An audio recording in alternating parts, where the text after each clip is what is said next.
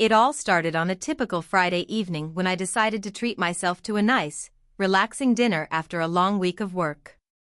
I had been running on empty for days, so I figured a good meal would be the perfect way to unwind. I went to my favorite local restaurant, the one that has the best sushi in town. Not only that, but the ambience is incredible, and the staff always makes me feel like a VIP. I walked in, greeted the hostess, and took a seat at the sushi bar where I could watch the chef work his magic. The restaurant wasn't too crowded yet, so I knew I was in for a quiet and peaceful evening. I ordered my usual miso soup, edamame, and a sushi roll that was a perfect mix of tuna, salmon, and avocado. I was feeling adventurous that day, so I also decided to try a new dish that had been recommended by the chef, a delicately spiced tuna tartare. I figured, why not? I was ready to indulge in the full experience. The waiter brought me a cold, refreshing drink while I sat back and admired the intricate movements of the chef as he carefully prepared the sushi. As the meal arrived, I marveled at how fresh everything looked. The tuna tartare was presented beautifully, bright red fish atop a bed of perfectly diced vegetables, drizzled with a mysterious yet inviting sauce.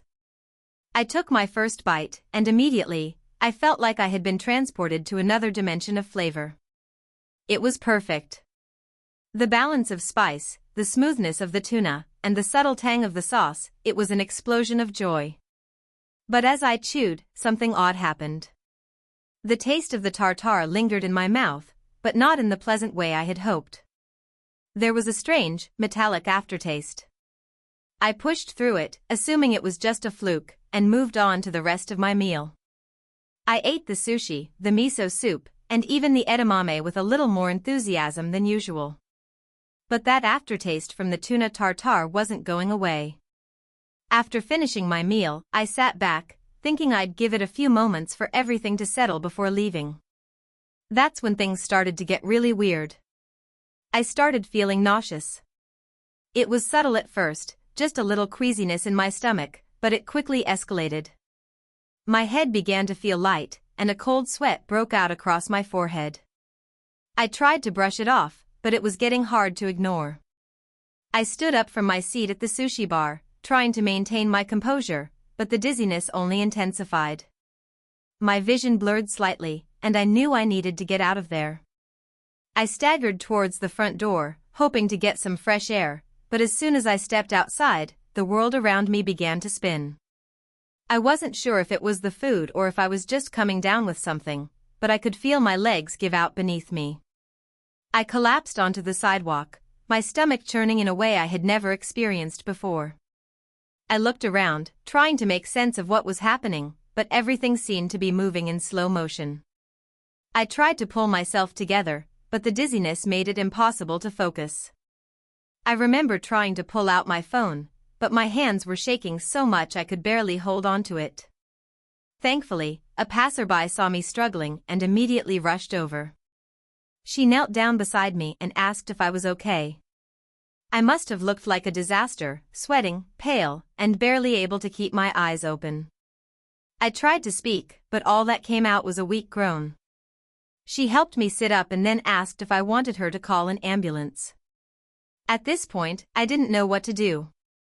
I could barely keep myself conscious, let alone figure out what had happened to me.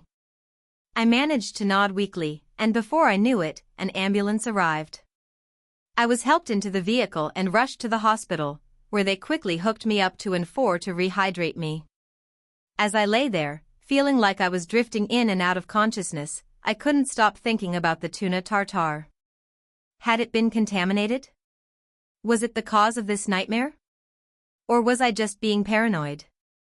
The doctors ran a few tests, and after what felt like hours of waiting, they came back with an explanation that shocked me. It wasn't food poisoning. It wasn't an allergic reaction. Apparently, I had suffered a rare but severe reaction to a specific type of bacteria that can sometimes be present in raw fish, especially in dishes like tuna tartare. The bacteria can cause symptoms similar to food poisoning, but the severity varies depending on the person. In my case, it had hit me hard. The doctors explained that most people would have experienced milder symptoms, nausea, a little stomach discomfort, maybe some bloating, but for me, the combination of my immune system and the specific strain of bacteria had caused a more intense reaction. I was lucky, they said, that I had made it to the hospital in time before it could turn even worse. They kept me under observation for a few hours to make sure I was stabilizing, and thankfully, I started to feel better. Eventually, they discharged me with a prescription for some antibiotics to help clear the infection. They warned me to avoid sushi for the next few weeks, just to be on the safe side, and sent me on my way. I left the hospital feeling like I had narrowly escaped a nightmare. I couldn't believe that something as simple as a fancy dinner could go so wrong. When I got home, I immediately threw out the leftovers from the restaurant, just in case. The next day, I felt a little sheepish about the whole experience. I had gone from feeling on top of the world to being reduced to a puddle of misery in the span of a few hours. But the weirdest part of the whole ordeal was the realization that I may have been the only one who was affected. I did a little research and found that this type of reaction isn't common at all. Most people who eat raw fish don't get sick, and if they do, it's usually a mild case of food poisoning that clears up on its own. I just happened to be unlucky enough to get hit with something a little more dangerous. Looking back, I can't help but laugh a little at how absurd it all was. One moment, I'm enjoying a luxurious meal, and the next, I'm lying on the sidewalk, desperately hoping that I wouldn't pass out in front of strangers. It was one of those experiences that you never forget, though you'd certainly prefer to. I still love sushi, but now I approach it with a little more caution, especially when it comes to tuna tartare. I think I've learned my lesson. So yeah, I totally fucked up my Friday night by nearly dying from sushi. If you enjoyed the video, don't forget to leave a like and subscribe to the channel. It helps the content grow and motivates me to create even more great videos. Turn on notifications so you don't miss any new uploads. By the way, I'm curious, when do you usually watch my videos? While working, studying, or just relaxing at home? Let me know in the comments, I'd love to hear from you. Thank you for your support. TIFU by trying to surprise my girlfriend with a romantic dinner, only to accidentally burn down my apartment and nearly kill us both. So, here's the thing, I've never been much of a cook.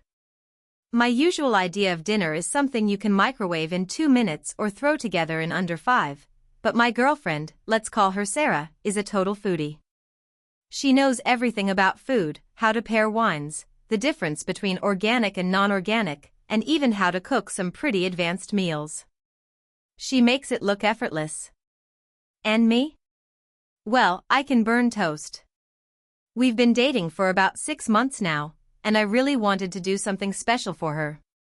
For once, I thought it might be nice to take the initiative and cook her a fancy dinner. You know, set the mood, light some candles, play some romantic music, maybe throw in a little dessert to really impress her. I had this idea of doing a full 3-course meal, appetizer, main dish, and dessert. In my mind, I was going to knock it out of the park. In reality? Not so much. I had no idea what I was doing, but I wasn't about to let that stop me. I spent hours watching YouTube videos, reading articles, and even texting my mom, who's a decent cook but wouldn't give me the time of day if she knew I was trying to cook without any help. After about 3 hours of researching, I settled on a classic, a chicken Alfredo pasta for the main dish, garlic bread for the side, and a molten lava cake for dessert. Simple, right? Yeah, that's what I thought too. The evening started off well enough.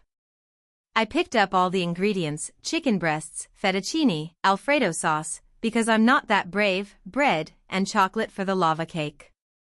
I even managed to grab a bottle of wine, though I had no idea whether it was red or white wine that goes with chicken. I figured, it's wine, it'll do. My plan was to have everything prepared before Sarah arrived so I could impress her with my smooth, organized setup. In my head, it was going perfectly. The problem started when I tried to cook the chicken. First off, I had no idea how to season it, so I ended up using half of my spice rack, throwing in some salt, pepper, paprika, and whatever else looked like it might make the chicken taste better. I tossed it into the pan with what I assumed was the correct amount of oil. Turns out it was way too much. The chicken began sizzling violently, popping everywhere like fireworks on the 4th of July. I should have lowered the heat, but I didn't realize that until it was too late. As the chicken started to burn, I panicked. I turned the heat down, but it was already too late. The pan had become a small inferno, and smoke started pouring out. I was frantically trying to flip the chicken with one of those cheap plastic tongs I had no idea how to use. The smoke detector started going off. I scrambled to grab a towel, waving it around like some kind of idiot, trying to clear the smoke. The chicken? Completely ruined, blackened, and disgusting. But I wasn't ready to give up yet. I thought I could salvage it by cutting off the burnt parts and pretending like nothing happened. That's when I noticed something. There was an odd smell in the air, and the smoke wasn't just from the chicken. I looked over at my kitchen's counter, and to my horror, I saw that a piece of paper towel I'd used earlier to wipe up some oil had caught fire on the stove. A tiny flame had erupted right next to the burner. I panicked again and grabbed the first thing I could find, a cup of water. I threw it on the fire, thinking I was a genius. Big mistake. As soon as the water hit the flames, it went wild, shooting up and spreading. The fire now wasn't just on the paper towel, it was creeping along the counter and the cabinets. My first instinct was to grab my phone and dial 911, but I couldn't even focus enough to press the numbers. My mind was racing, thinking about everything I was doing wrong. The fire was now starting to spread across the top of the kitchen cabinets, and it wasn't slowing down. I panicked and grabbed the nearest towel to try and smother the flames. I barely had a second to think before the towel caught fire too. At this point, I realized I might actually burn my whole apartment down, and the worst part?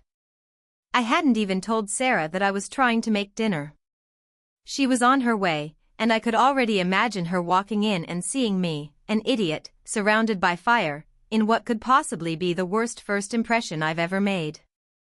My apartment would be reduced to ashes, and I would be forever remembered as the guy who set his place on fire trying to cook dinner. I managed to make it to the sink and started throwing water everywhere, desperately trying to put out the flames. I looked like a human sprinkler, running from counter to sink to fridge, trying to stop this fire from turning my kitchen into a disaster zone. It felt like it was taking forever, and the fire was only getting bigger. At this point, I was genuinely afraid for my life and for my apartment. But somehow, through sheer luck, or divine intervention, I'm not sure which, I managed to get the flames under control. I opened all the windows to air out the apartment, turned off the stove, and collapsed on the floor, trying to catch my breath. The smell of burnt chicken and charred towels filled the air. My once cozy apartment now felt like a war zone. The floor was covered in spilled water, grease stains, and ashes. I checked the fire damage. It was bad, but not catastrophic. The cabinets were scorched, and the countertop was a mess, but at least I hadn't lost everything. Then, of course, Sarah showed up. She knocked at the door, and I could hear her voice through the apartment. My heart sank as I opened the door, covered in sweat and smoke residue. She took one look at me, then at the apartment, and burst into laughter. "What happened to you?" she asked, trying to hold back a smile, clearly thinking I had done something ridiculously stupid, which, in hindsight, I had. I sheepishly explained the whole situation, how I was trying to cook her a nice dinner, how the chicken turned into charcoal, how the fire nearly spread everywhere. She took it better than I expected, though. She just shook her head and laughed, telling me she appreciated the effort but that we should definitely order takeout from her favorite Italian place instead. I couldn't have been more relieved. Long story short, I learned two very important lessons that night. First, never cook anything if you have no idea what you're doing. Second, don't try to impress anyone with your cooking skills unless you've got a solid handle on them. Also, maybe don't play with fire when you're in the kitchen. I'll be sticking to takeout from now on. I don't care how much she loves food, no more kitchen disasters for me. TLDR, tried to cook a fancy dinner for my girlfriend, set my kitchen on fire, nearly burned down my apartment, and ended up ordering takeout. TIFU by trying to impress my friends with my cooking skills and almost burning down the house. So, a bit of background, I'm not exactly what you would call a chef. I can barely cook basic things without setting off the smoke detector. But, like most people, I have a secret dream of being the cool person who can whip up a 5-star meal out of nowhere, making everyone think I have it all together. I'm also the type of person who gets way too ambitious in situations like this. If there's a chance to impress someone, you bet I'll take it. Last week, my group of friends and I were planning a movie night. We'd been doing these for months, and the tradition was always the same: pizza, snacks, and low-effort, lazy hangouts. But this time, I figured I could break the mold. I had recently watched a few cooking tutorials on YouTube and thought, hey, I can do this. I can make something gourmet, and everyone will love it. So, I set out to make homemade risotto.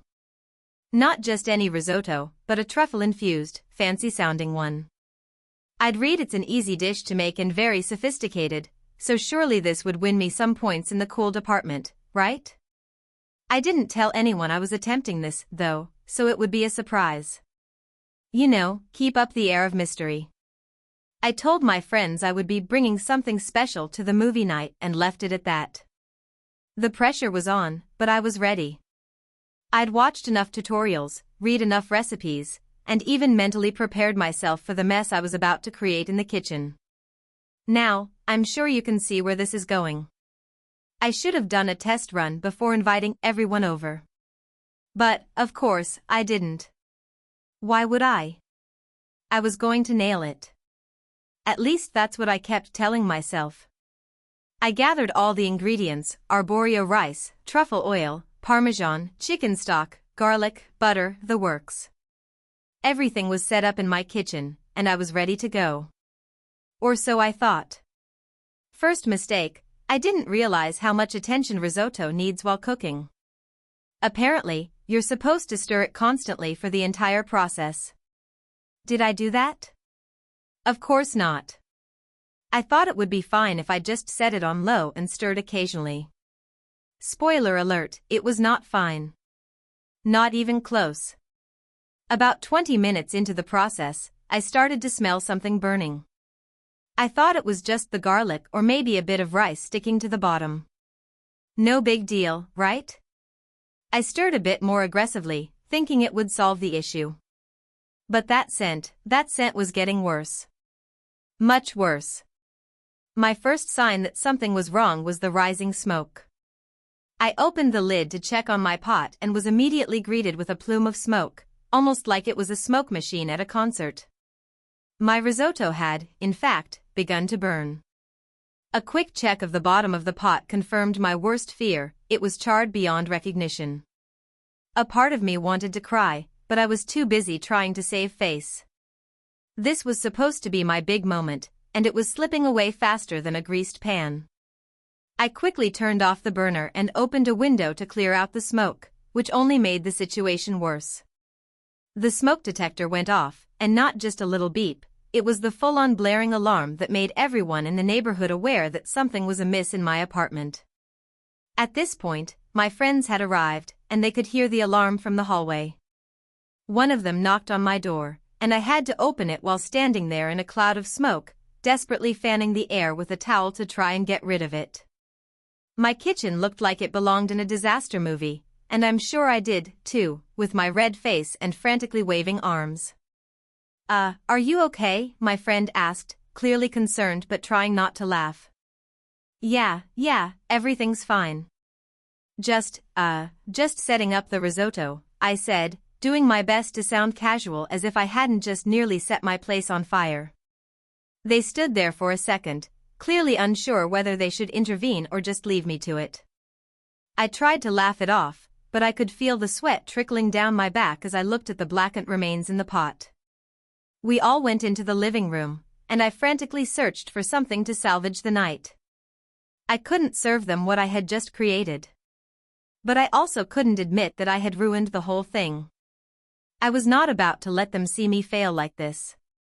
And then, in my desperate state, I remembered, I had frozen pizza in the fridge.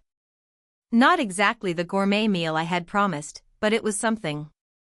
So, I pulled out the pizza, threw it in the oven, and pretended like nothing was wrong. When the pizzas came out, I was a little more at ease. It wasn't the risotto I had imagined, but it was hot, cheesy, and, most importantly, it didn't taste like ash. The group was gracious enough to not mention the missing risotto and dug into the pizza. Still, I couldn't shake the embarrassment. I tried to salvage the night by diving straight into movie mode, but all I could think about was my ruined meal. Every time someone would take a bite of the pizza, I felt like I was being judged, even though no one said a word about it. Eventually, we all settled in, and the evening wasn't a total loss. We watched a few movies, laughed a lot, and had a great time. But inside, I knew that my cooking dream had been thoroughly crushed by a burning pot of rice and an overzealous smoke alarm. The next day, I texted my friends and told them what had happened, and of course, they all laughed. They reassured me that no one cared about the risotto, that it wasn't a big deal, but I still felt like I had failed. I was so embarrassed about the whole thing, I couldn't bring myself to even attempt cooking again for a while. Maybe I'll try again one day, but for now, I'll stick to frozen pizza and leave the risotto to the professionals. Anyway, that's how I tried to impress my friends with my cooking and nearly set my house on fire in the process. Moral of the story? Don't try to cook a fancy meal unless you know exactly what you're doing, and maybe make sure the smoke detectors are in working order first. TLDR, tried to make truffle risotto to impress my friends. Forgot to stir, burned it, set off the smoke alarm, and had to serve frozen pizza instead. TIFU by accidentally creating a huge mess at a wedding I was officiating, and no one will let me forget it. So, a bit of background. I'm a part-time officiant. I don't do it full-time, but I've had a few weddings under my belt over the years. I'm not a professional by any means, but I like doing it. It's something I enjoy, and I usually get to know the couple a bit beforehand, so it feels more personal. I have a pretty laid-back style. I don't believe in overly formal, scripted ceremonies, and I always try to keep it light and fun. However, this wedding was different. The couple, let's call them Sarah and Jake, had been dating for a while, and when they asked me to officiate, I was honored. They were a nice couple, and they wanted something informal but still classy. They asked me to keep the ceremony short, with some personal touches to make it feel special. Fine by me, right? The only issue I had was that the wedding was happening in a remote area at a small, rustic venue that had a reputation for being a bit old school. I didn't think much of it at the time, but it would become a huge factor later. The ceremony was set to take place outdoors, with a lovely little garden setting and a beautiful view. I showed up a couple of hours early to meet with Sarah and Jake and go over the details one last time. Everything seemed perfect, aside from the fact that it was a little windy. The kind of wind that makes you question whether you should wear a hat or not, but not enough to be a huge concern. The couple assured me it would calm down by the time the ceremony started. It didn't. When the time came, everything went smoothly at first. People were mingling, enjoying the food and drinks, and taking photos of the venue. I was standing by the arch, waiting for Sarah to walk down the aisle, and I started to get nervous. Not about the ceremony itself, but about the wind. The wind was picking up again, and the little fabric decorations on the arch were flapping wildly, making it look a bit like an outdoor disaster waiting to happen. But no one seemed to care. Sarah looked stunning, walking down the aisle, and Jake had this look on his face like he was about to burst into tears. I smiled and nodded at them as they got to the altar, and I went into my officiating routine. Now, I should mention that I had a small piece of paper with my script on it. Just a few notes to make sure I didn't forget anything important.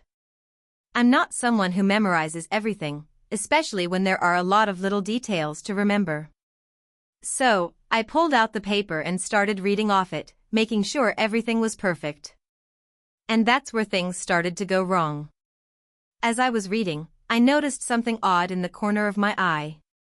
One of the little fabric streamers on the arch had gotten caught in the wind and was dangling down, blocking a few people's view. I thought, no big deal, I'll just flick it out of the way. So, I stepped back a little, reached out to grab it, and flicked it. But instead of flicking it gently, I must have given it a little too much force. Suddenly, the entire arch collapsed. In slow motion, I saw the fabric, the bamboo poles, and the flower arrangements all come crashing down in front of me. It felt like a scene out of a comedy movie.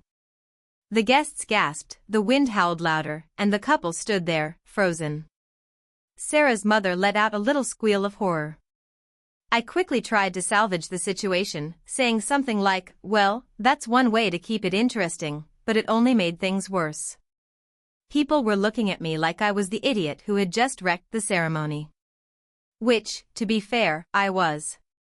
I looked around, trying to make it better, but I could tell that no one was really sure how to react. Some guests were nervously laughing, others were clearly embarrassed for me, and Sarah and Jake just stood there, staring at the destroyed arch. Now, at this point, I should have called a timeout, made a joke, and maybe apologized profusely. Instead, I panicked. My mind was racing. I couldn't just leave the arch collapsed. I needed to fix it, right? So, I grabbed the bamboo poles and tried to stand them back up while still talking about love and commitment and all that wedding stuff. It was probably the worst attempt at multitasking anyone had ever witnessed. As I struggled with the poles, one of them came loose and landed on Jake's foot. He yelped in pain, which sent Sarah into a bit of a crying fit. The whole situation was spiraling out of control. At this point, I had no idea what to do. I could hear people muttering in the background, and the wind was still going strong. I started to lose my place in my script, stumbling over words, and by the time I got back on track, I realized that the entire audience was just waiting for me to do something, anything, to fix the mess I'd created. And I panicked. I had completely forgotten the most important part of the ceremony, the vows. Wait. We forgot the vows. I blurted out, feeling like the world's biggest idiot. Sarah and Jake stared at me, and then there was an awkward pause. The officiant had just forgotten the vows. Who does that? We had to stop the ceremony for a few minutes so that Sarah and Jake could quickly scramble to find their vows. They were already written, of course, but no one had expected it to turn into a chaotic scavenger hunt. Sarah handed me a piece of paper, and I read through the vows for them as they stood there, trying to hold it together. Finally, after what felt like an eternity, we made it to the end. Sarah and Jake were officially married, though it seemed more like they had just survived a natural disaster. After the ceremony, things didn't get much better. Everyone was clearly still in shock, and the guests were trying to offer comforting words, but you could tell that no one was really happy with how things had gone down. I thought maybe I could salvage it by making a joke at the reception, but when I tried to lighten the mood, it just fell flat. Instead, I spent the rest of the evening apologizing profusely to anyone who would listen. The worst part? The couple's honeymoon was ruined. Instead of heading off to an idyllic destination, they had to deal with endless calls from relatives and friends asking what had happened during the ceremony. Some guests even sent them wedding disaster memes, which, well, thanks a lot, guys. To this day, every time I see Sarah and Jake, they can't help but remind me of the great wedding arch collapse of 2025. I know I'll never live this one down, and honestly, I don't think I deserve to. Lesson learned. I'll never officiate another wedding without checking the weather forecast and making sure I've got my act together. And most importantly, never mess with the arch. TLDR, officiated a wedding, destroyed the arch, forgot the vows, and made the entire ceremony a chaotic mess. Everyone is still reminding me about it. TIFU by accidentally sending a very personal message to my boss instead of my girlfriend. So, here's the thing. I've never been one to make huge mistakes at work. I pride myself on being pretty careful when it comes to emails, messages, and all the general work-related communications. But apparently, there's a first time for everything, and this time, I really messed up. It all started on a Wednesday afternoon. My boss, let's call him Jim, had been sending me emails all day about some big project we were working on. He's the type of guy who prefers constant updates, so I've gotten used to it. I don't mind, he's a good guy and a decent boss, even if he can be a bit intense. I was working from home that day, so when I received yet another message from him, I was distracted, trying to juggle answering emails while also texting my girlfriend, Sophie. Sophie and I had been together for about a year, and we had a pretty playful and flirtatious dynamic. Our messages were often filled with inside jokes, emojis, and little playful banter. Anyway, I had just sent her a text about something silly, something related to our plans for the weekend. Nothing inappropriate, just playful stuff. But right before I was about to take a quick break, I got one of those urgent emails from Jim. It was a question about some financial projections for the project we were handling, and I needed to respond quickly. So, I quickly typed out a response to Jim, addressing his question, and then started composing a new message to Sophie. Here's where the problem began. I had two windows open on my computer, one with my email client for work and one with a messaging app where I chat with Sophie. In my haste, I switched back to the wrong window and began typing out a message intended for Sophie but mistakenly sent it to Jim. It was an innocuous enough message in itself, but when you read it with the context of the work email thread, it could have been a disaster. The message read, "Can't wait to see you tonight, babe. Let's make sure we try the new position, yeah? You're gonna love it." Yeah. I know. I felt my stomach drop as soon as I hit the send button. I stared at the screen, blinking, hoping against hope that it didn't actually go through. But no. It was already sent. To Jim. For a moment, I just froze. I sat there staring at the screen, thinking that maybe, just maybe, I could pretend that I didn't send it. But of course, I knew that wasn't possible. Jim had a very specific way of replying to emails, and he was probably already reading it. My heart started racing, and I started frantically thinking of all the ways to fix this. I quickly pulled up the email I'd just sent him and saw the sent notification at the top. My fingers hovered over the keyboard, trying to figure out what to do next. Should I send him a follow-up email and explain? Should I just pretend it was a typo? Should I call him and confess? None of those options seemed like a good idea. So, I did what any rational person would do in my position. I panicked. I immediately sent Sophie a message, explaining what I had just done and asking her for advice. She, of course, found the whole thing hilarious and began sending me laughing emojis. I wanted to scream, but instead, I tried to focus on coming up with a solution. I knew Jim would probably have some kind of response, and he didn't disappoint. Just a few minutes after I sent that message, he replied to my original email about the projections. The response came through as a regular work email, but at the very end of it, he added a little extra line, "Looking forward to seeing you tonight as well. Let's make sure we keep things professional tomorrow." I swear, I nearly fainted. He was either playing along or just being incredibly awkward. Either way, it was clear that he had read my message.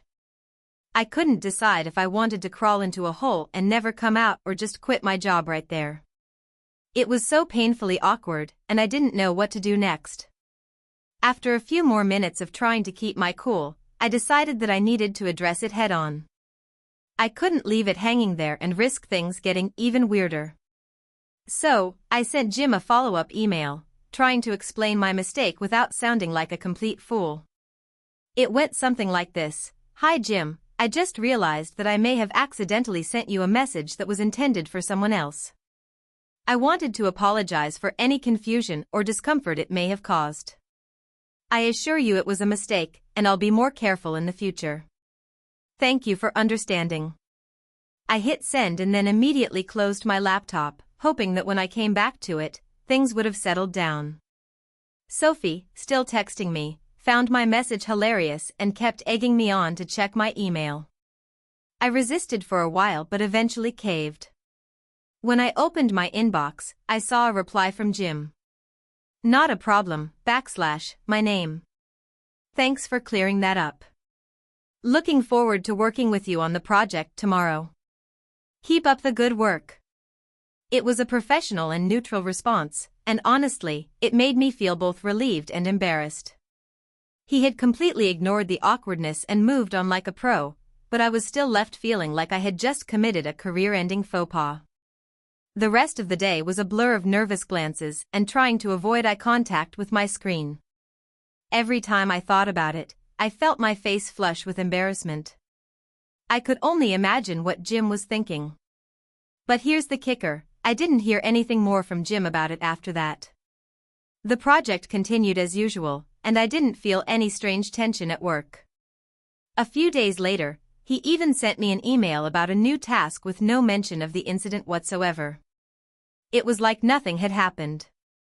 In the end, I never got a chance to talk to Jim about the awkwardness directly, but honestly, I think we both just wanted to pretend it never happened.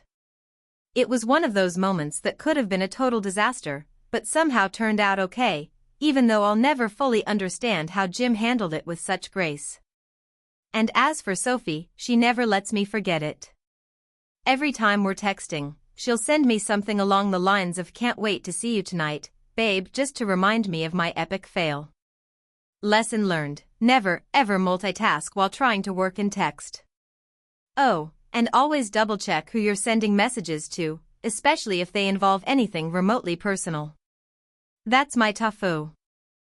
TIFU by accidentally sending a text to my ex and starting a whole new mess. So, a bit of backstory here. I, 26M, recently went through a pretty nasty breakup with my ex, 27F, which has been really hard for me to get over. We were together for almost 3 years, and though it wasn't a perfect relationship, I still had a lot of feelings for her.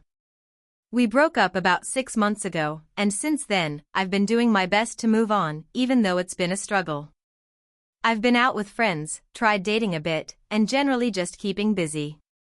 Now, I've been talking to this girl, Emily, 25F, for a couple of months. She's sweet, funny, and seems like someone who could actually help me get past the emotional baggage I've been carrying. We've gone on a couple of dates, and things have been going well. She's even met a few of my friends and they all really like her. But here's the thing, I'm still not fully over my ex, and I think part of me was trying to force myself to move on too quickly, like I was trying to fill a void that really shouldn't be filled just yet. I didn't even realize how much I was still holding on to my past until what happened last night. So, yesterday, I was at a bar with Emily. We had a good time, chatting, laughing, and just enjoying each other's company. After a couple of drinks, Emily had to go to the bathroom, and I was sitting there on my phone, scrolling through Instagram. For some reason, I ended up on my ex's profile. I don't know why, I think maybe I was just trying to see if she'd posted anything new. I saw that she had shared a story of her hanging out with some new guy, which triggered a little wave of jealousy. I didn't even realize I was getting worked up over it until I had that tight feeling in my chest. The old part of me, the part that wasn't quite ready to let go, wanted to text her, to somehow get in touch and say something. I didn't really want her back, I knew that much, but there was this urge to just reach out, to say something that would make me feel better about the situation. So I started typing a text. I wrote something along the lines of, "Hey, I saw your story. You seem happy. I hope you're doing well. Just wanted to say that I'm thinking of you." I was sitting there staring at it for a solid minute. My mind was all over the place, and I wasn't sure if I should send it. I hesitated, then decided I wouldn't, because I was out with Emily, and it wouldn't be fair to anyone, especially myself. But I couldn't stop thinking about my ex, and that tiny little voice in my head kept saying, "Just hit send. It won't hurt anything." That's when things went downhill. I hit send. But here's where I screwed up, I accidentally sent the text to Emily. I didn't realize what had happened until I heard the ping of her phone going off in the pocket of her jacket. My stomach dropped. I froze. I tried to act casual, hoping she didn't notice, but she picked up her phone a few seconds later and checked it. The look on her face changed instantly. It went from relaxed and happy to confused, then a little hurt. I could tell something was wrong, but I didn't know what to do. I tried to smile and say, "Hey, what's up?" But she just stared at me. "Who was that text for?" she asked, her voice a little more tense than usual. I felt like I'd been hit with a ton of bricks. My heart was racing. There was no easy way out of this. I knew I had to come clean. That was an accident," I said, stammering a little. "It was supposed to go to someone else." She raised an eyebrow. "Who?"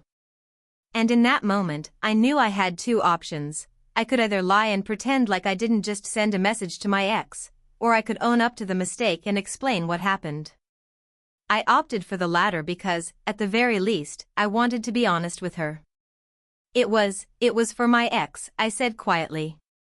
"I don't know what happened, I was just scrolling, and I guess I got caught up in the moment.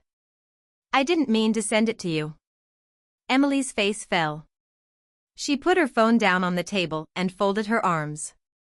"So, you were thinking about your ex while you were here with me?" She looked down at her drink, her expression unreadable. "That's a little messed up, don't you think?" At that moment, I wanted to crawl under the table and disappear. I felt so dumb. I knew she was right. What kind of idiot sends a text to their ex when they're out on a date with someone new? Emily didn't deserve that. She deserved someone who was fully present, not someone who was still emotionally tied to their past. "I'm really sorry, Emily," I said, trying to keep my voice steady. "I didn't mean to upset you." "You're right, that was wrong, and I shouldn't have done that." She sighed, pushing her drink away. "Yeah, I get that. But honestly, I think I need some space. I don't know if I can be with someone who isn't fully over their ex. I need someone who's ready to move forward, not someone who's still holding on to the past." I felt a lump form in my throat. I wanted to say something, to convince her that I wasn't still hung up on my ex, but the truth was, I was. I had to admit it to myself. The relationship with my ex was still a raw wound, and I hadn't given myself enough time to heal before diving into something new with Emily. She stood up and grabbed her jacket. "I think it's best if we just call it a night. I'll get an Uber." She didn't even look at me when she said it, and I could feel the tension in the air as she walked away. I didn't know what to do. I sat there for a while, staring at my phone, hoping somehow I could undo the mess I'd just made. But I knew I couldn't. The damage was done. The text was sent, the hurt was real, and I had just ruined a potential relationship because I wasn't emotionally ready for it. Later that night, I sent Emily a message apologizing again, but she didn't respond. I get it, though. I wouldn't have responded either. I spent the rest of the evening thinking about everything. I realized I needed to take a break from dating and work on myself. I had been trying to force something that wasn't ready to happen. The worst part of it all was that I had hurt someone who really liked me, all because I couldn't let go of someone from my past. So, yeah. That's how I screwed up my relationship with Emily before it even had a chance to start. Honestly, I deserve the embarrassment.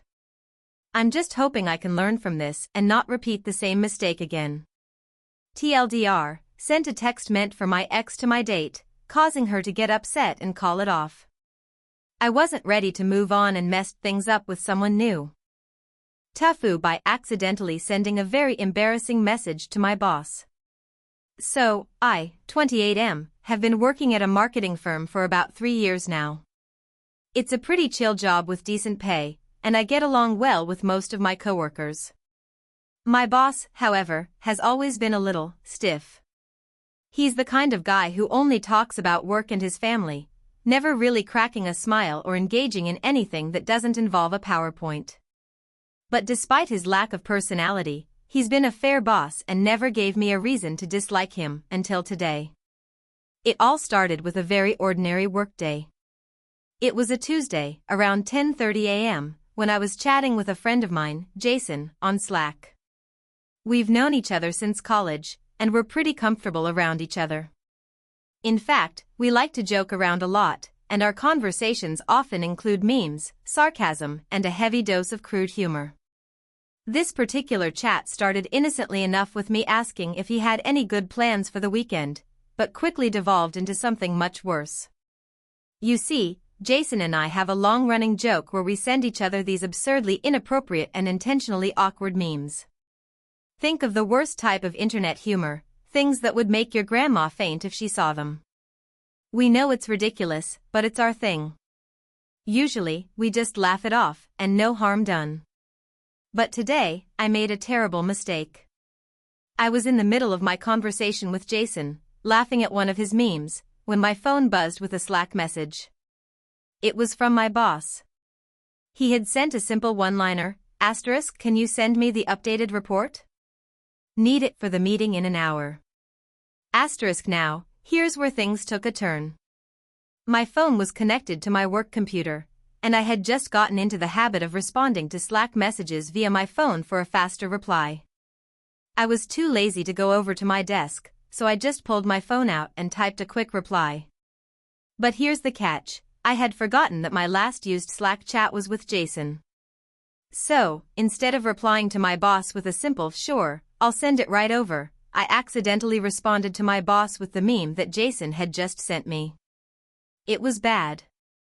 Like, really bad.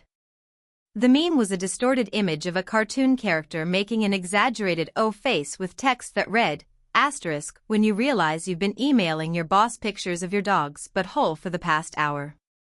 * now, let me set the scene for you here.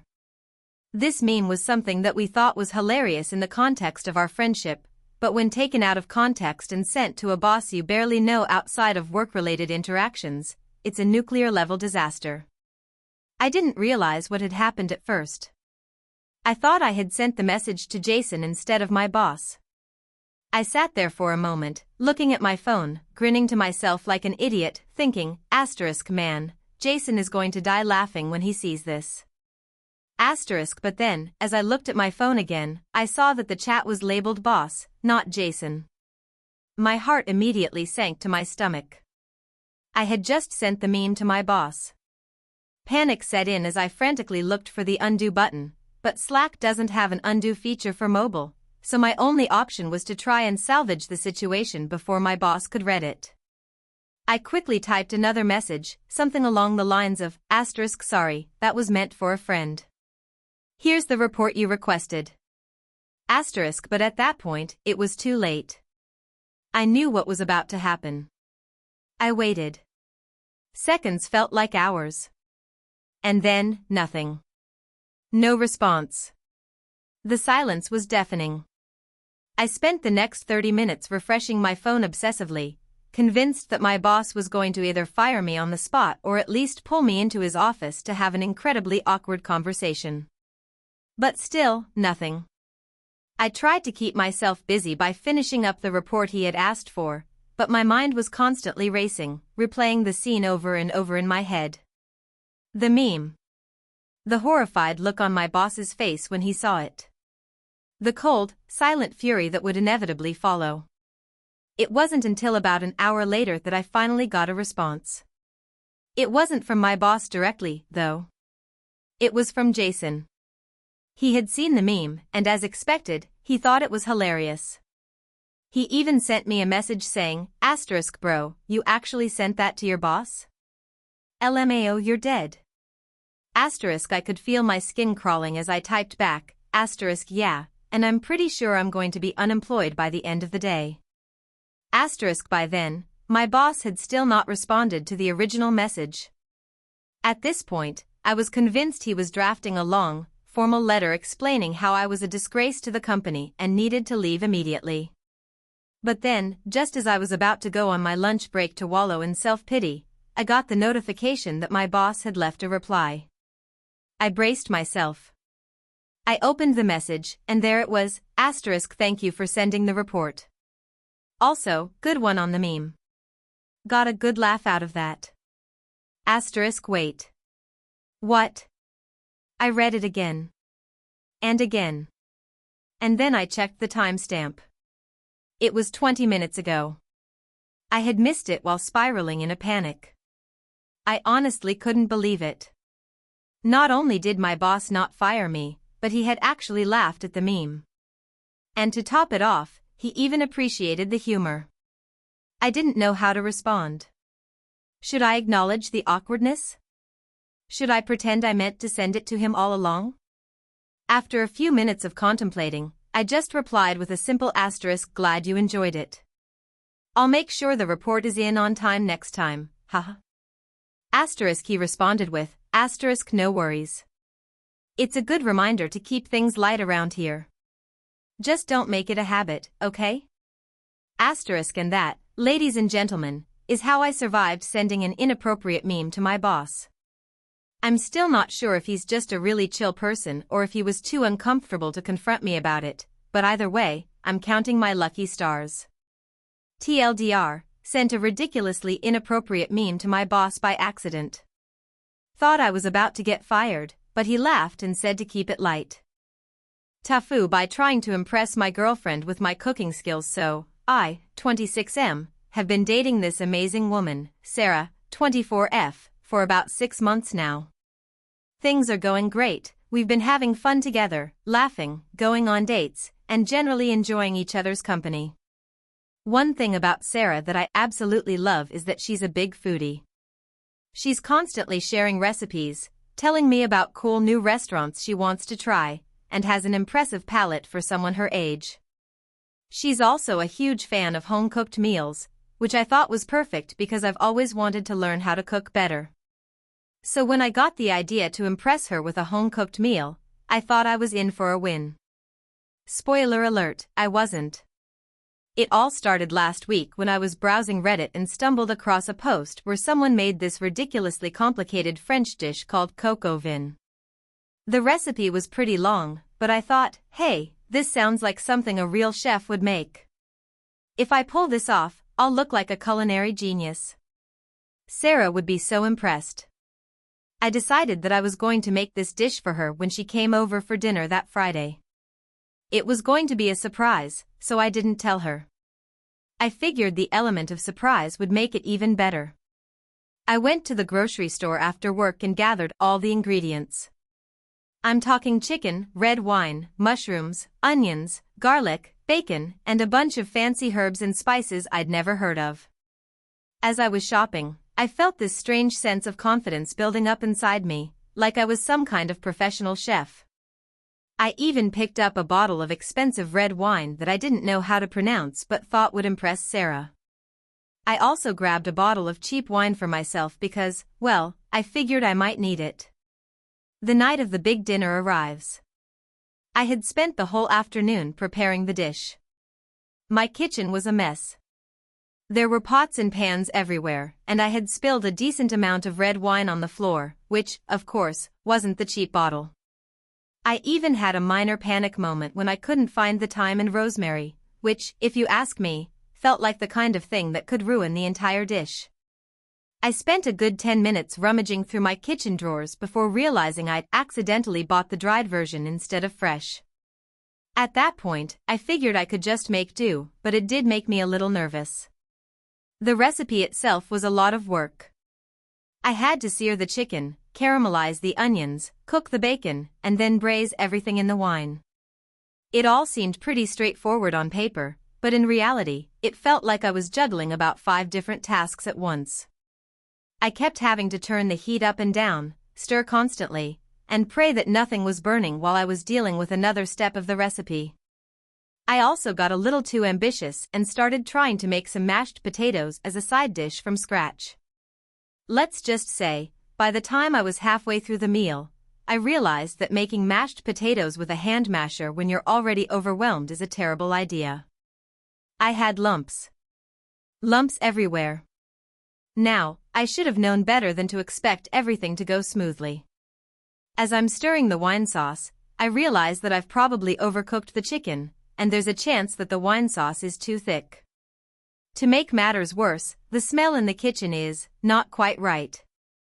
It's not horrible, but it's definitely not the rich, savory smell I had imagined. At this point, I'm sweating. Sarah is due to arrive in about 20 minutes, and I can already feel my nerves going haywire. But there's no turning back now. I decided to plow ahead. She texts me to say she's on her way. Perfect timing.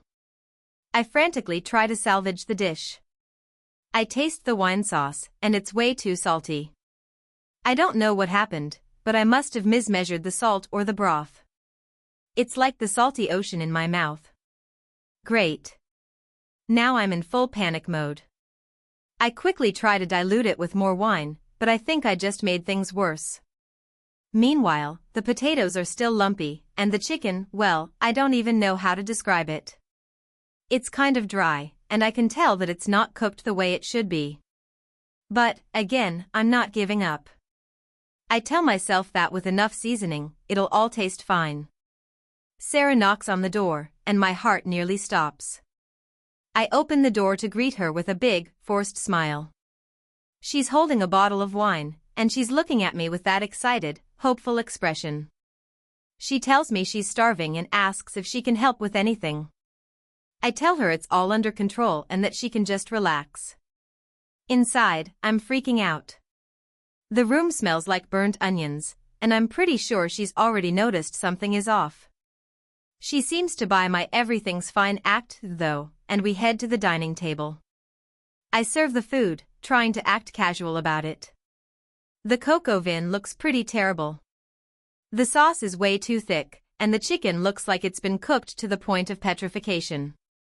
The mashed potatoes are lumpy, to put it mildly. But, hey, I've worked so hard on this. It's fine, right? I sit down across from her, and she takes a bite. My heart races as I watch her reaction. She chews slowly. She swallows. Then she looks up at me, and I brace for what's coming next.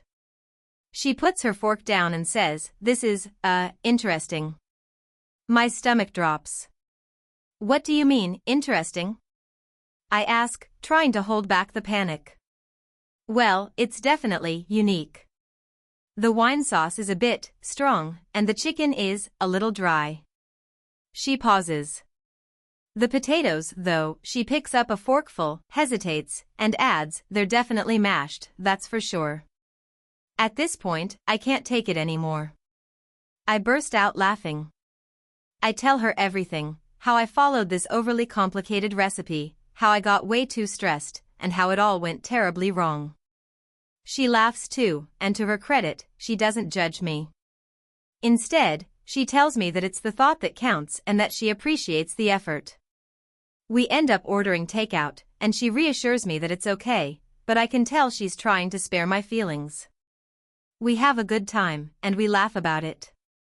But, yeah. I definitely failed at cooking, and while I'm sure it wasn't the worst meal she's ever had, it certainly wasn't the grand, romantic gesture I envisioned. So, lesson learned, maybe I should stick to simpler dishes, or at the very least, avoid trying to impress someone with a French recipe that's way above my skill level. At least it gave us a funny story to tell, right? Hey, friends! If you enjoy this content, don't forget to like the video and share your thoughts in the comments. We really want to know what you like and what can be improved. What do you think of the video? Are there any topics you'd like to see in future videos? Your feedback really helps us get better. Thanks for being with us. TIFU, by accidentally starting a fire in my apartment while trying to make a simple cup of tea. I know, this sounds like something that should be reserved for people who don't know how to boil water, but trust me, I'm normally not that much of an idiot. I'm usually pretty careful, maybe a little too paranoid when it comes to things like fire safety. I've had fire extinguishers around my house for years and have even taken a fire safety course. So, naturally, I thought I had everything under control when I decided to make tea on a quiet Wednesday evening. How wrong I was. It all started with a simple craving. I had spent the last few hours working from home, and by 7 p.m., I was ready for a break. I usually drink herbal tea before bed because it helps me unwind. I've got a couple of nice loose-leaf teas that I've collected over the years, and I decided on some chamomile tonight. A nice, calming choice. All I needed to do was boil some water, steep the tea, and I'd be good to go. I went into the kitchen, filled the kettle with water, and set it on the stove. Here's where I made my first mistake. I decided that rather than standing there waiting for the kettle to heat up, I would just head back to my desk for a minute and check a couple of emails. There was nothing wrong with stepping away for a moment, right? After all, the kettle had an automatic shut-off function. It would be fine. It was only going to take a couple of minutes. I got distracted by an email about work, and before I knew it, I had been sitting at my desk for probably 20 minutes. I glanced at the clock and realized that it was later than I thought. I stood up, stretched, and then I smelled it. At first, it was faint, just a little burnt smell, like something was off. I brushed it off as nothing, but then the smell grew stronger, and I started to panic. I immediately bolted for the kitchen, and that's when I saw it, smoke. A lot of smoke. And then I heard a faint crackling sound. My heart dropped. The kettle had overheated.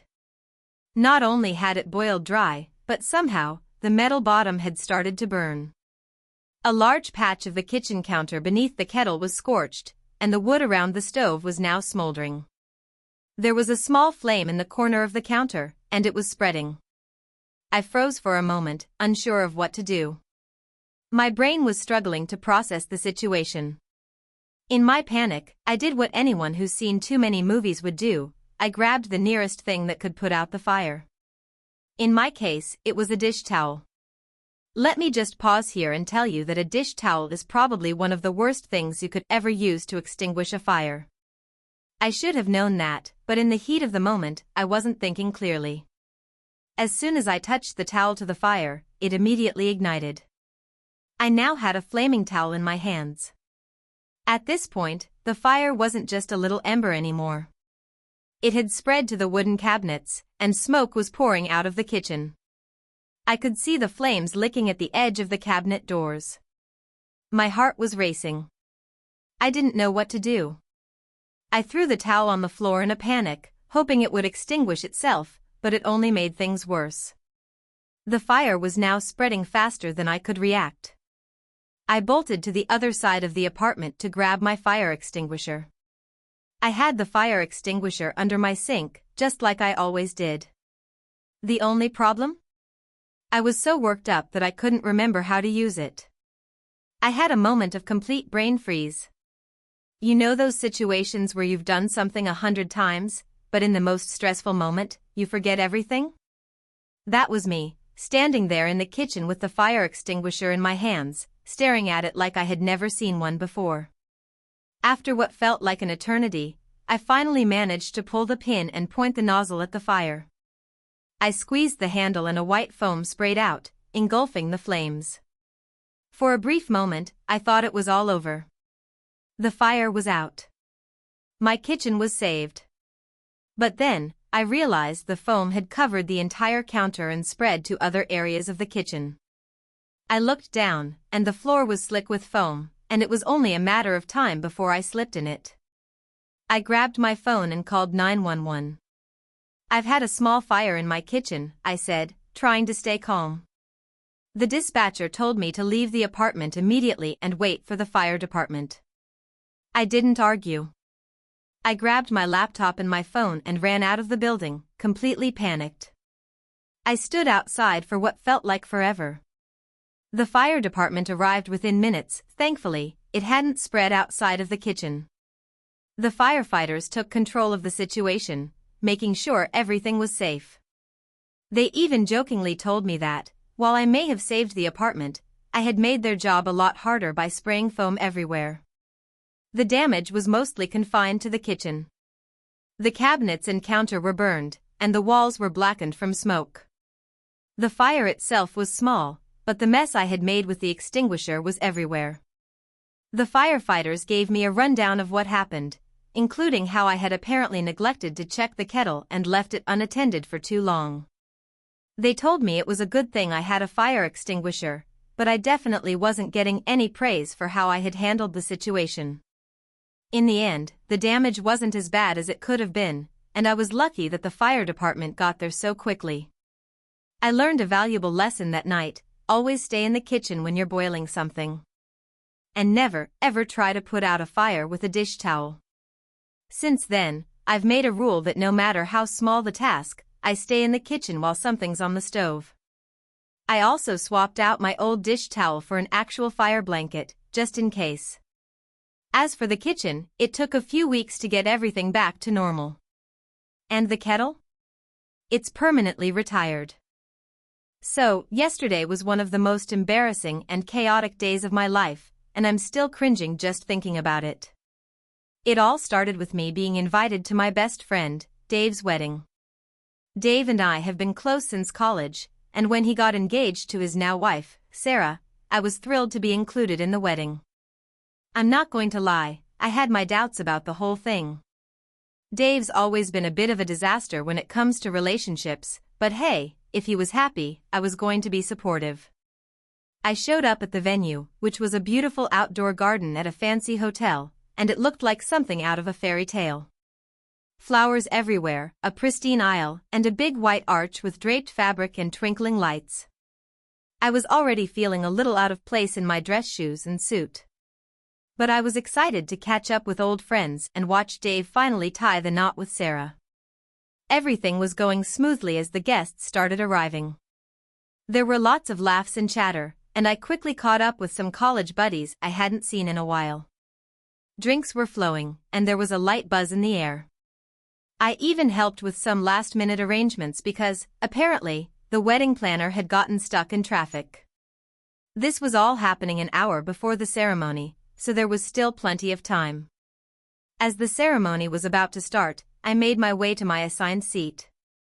It was a prime spot in the second row, not too far from the front but not so close that I would be a distraction. I had a good view of the altar, and I was ready for the big moment. Then, as the first notes of the wedding march began to play, everything started to go wrong.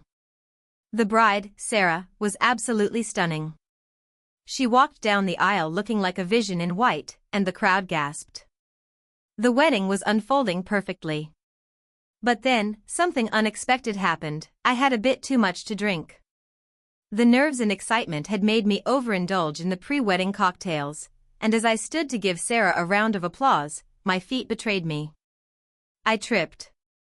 It wasn't just a small stumble. I full-on tripped over my own feet, fell forward, and managed to knock over a table full of decorative candles.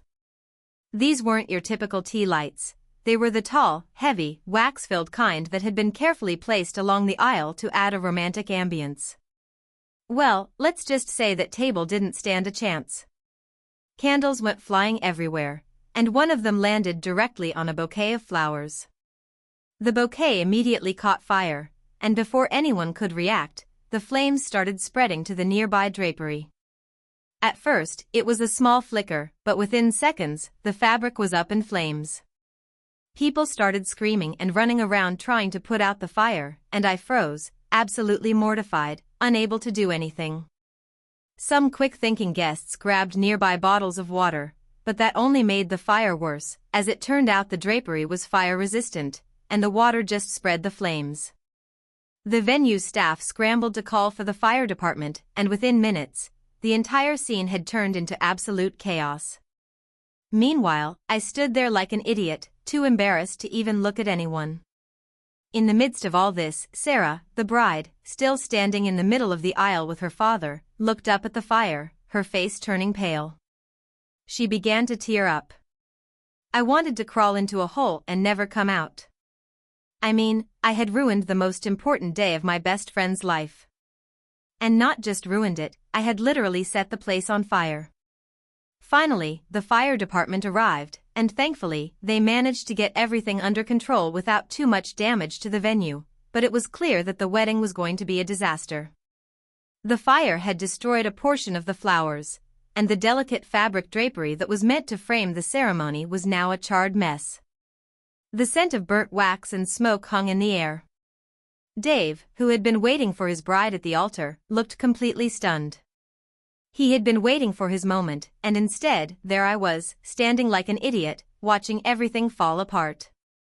He came over to me, and I could see the mix of anger and disbelief in his eyes.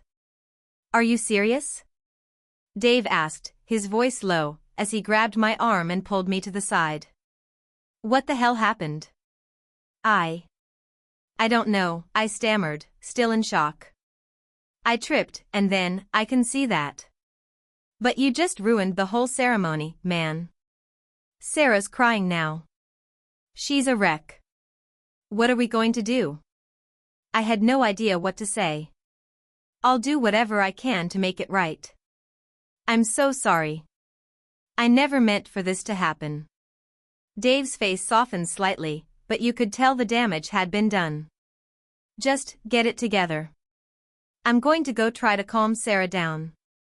I spent the next half hour standing off to the side, completely useless, while the fire department finished cleaning up and the wedding guests tried to salvage the remains of the ceremony. There was no way to save the flowers or the drapery, and the fire had caused enough of a delay that the reception was pushed back hours. People were visibly annoyed, and Sarah's family was beyond furious. I couldn't blame them. I was the one who had turned their daughter's wedding day into a nightmare. The reception was awkward. Everyone was on edge, and while the staff tried to salvage the food and decorations, it was clear that the magic of the day had been lost. I sat in silence, nursing a glass of water and avoiding eye contact with everyone. I couldn't help but feel like a pariah. Dave didn't speak to me much the rest of the night. He gave me a half-hearted apology for his outburst earlier, but I could tell he wasn't really sure how to handle the situation. He and Sarah didn't dance their first dance as planned. There was no grand toast. It was just a sad, subdued evening that left me feeling like the worst friend in the world. When I finally left, I texted Dave a long apology, but I didn't get a response until this morning. He thanked me for my message but said that it would take him some time to fully forgive me. I don't blame him. I'm still kicking myself for what happened.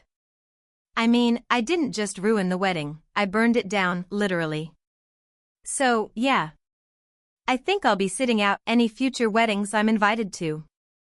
If I'm ever asked to be a groomsman again, I'm definitely bringing a crash helmet and a fire extinguisher. At least I'm never going to live this one down. I'll beat the guy who burned the wedding for the rest of my life. TIFU by accidentally starting a food fight at my wedding reception, so this happened last weekend, and I am still mortified.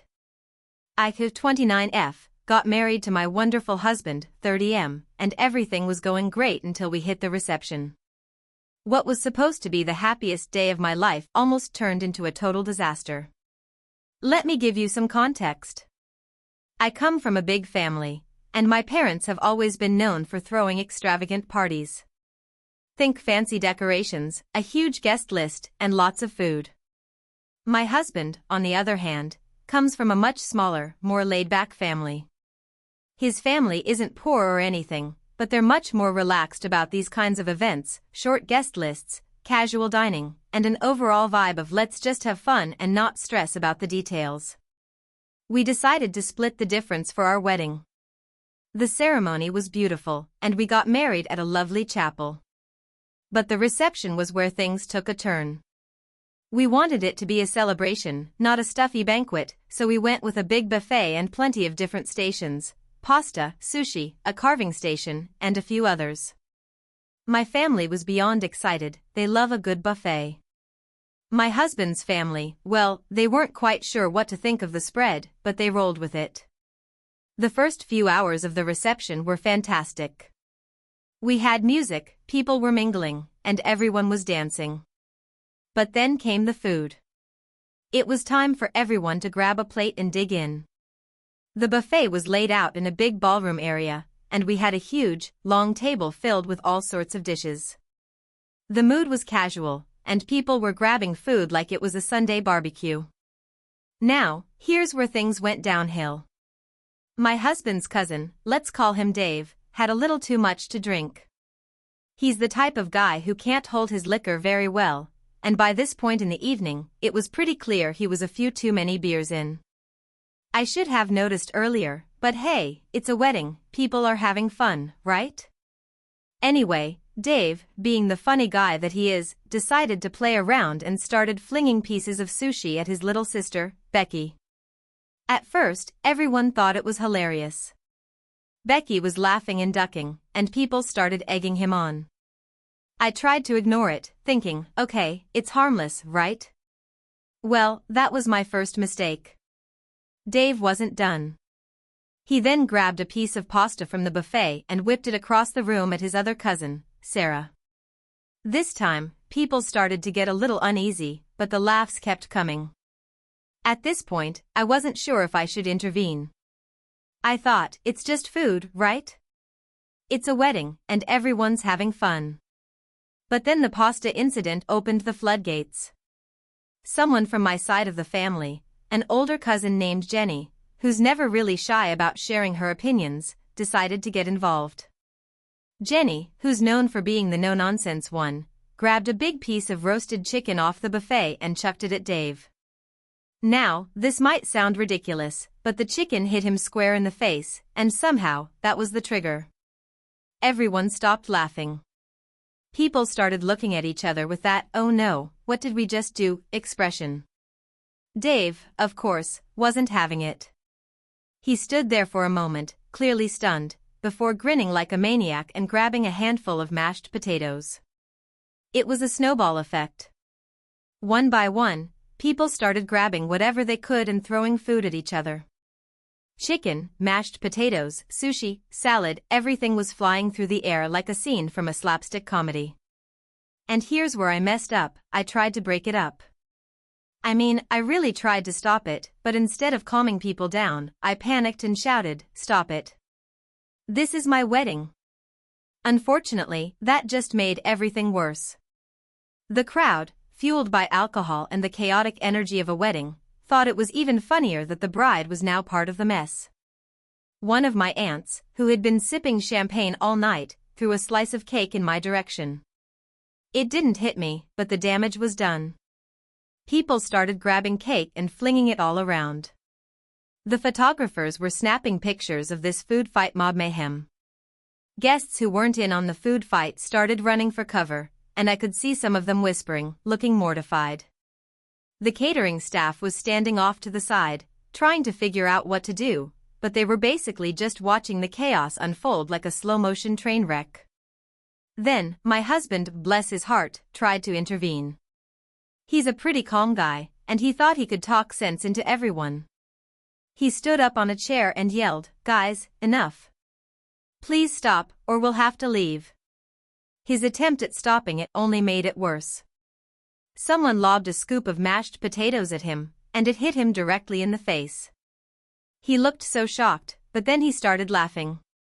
He didn't want to ruin the vibe, and I guess he thought, why not embrace the chaos? So, there we were, two newlyweds, covered in food, standing in the middle of a full-blown food fight at our own wedding. I was crying, partly because I was overwhelmed by the mess and partly because I couldn't believe this was happening. My dress was ruined. The floor was covered in food. The guests were either laughing or trying to salvage their outfits. The photographer was snapping pictures like this was some sort of wild wedding feature for a magazine. At some point, someone got the idea to call it a truce, and things calmed down. The food fight eventually fizzled out, but not without leaving the place in shambles.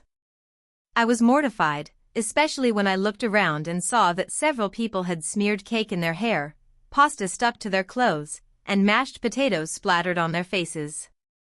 In the end, the night wasn't a total disaster.